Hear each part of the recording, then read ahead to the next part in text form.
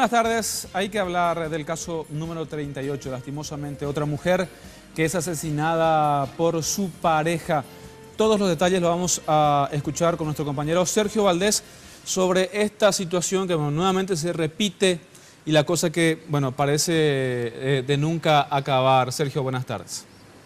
Muchas gracias, Jorge. Un saludo también a los televidentes. La víctima es Ursulina Benítez, de 43 años de edad.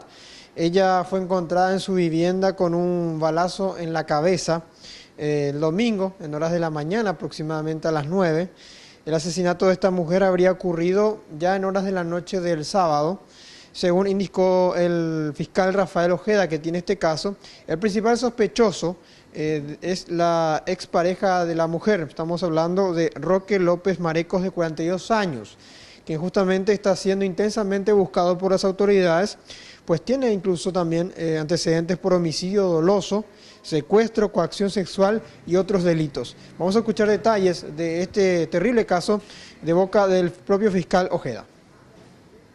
Y normalmente él venía, ¿verdad?, en la casa, no vivía con ella, pero cuando estaba en estado etílico efectuaba disparos, ¿verdad? Y entonces, según la hermana de la víctima, habría sido el autor del hecho. Vale la pena recordar que ya con este caso suman 38 las muertes de mujeres en manos de su pareja, principalmente en casos de feminicidio. Los lugareños, justamente de la zona de Acay, habían visto al ex concubino, hablamos del supuesto autor, recorrer el lugar unos días antes, lo que hace presumir también de que estaba ya planeando este suceso. Roque López ya está imputado por feminicidio y actualmente se encuentra prófugo de la justicia. Reiteramos, este hecho ocurrió en el departamento de Paraguarí. Volvemos con ustedes.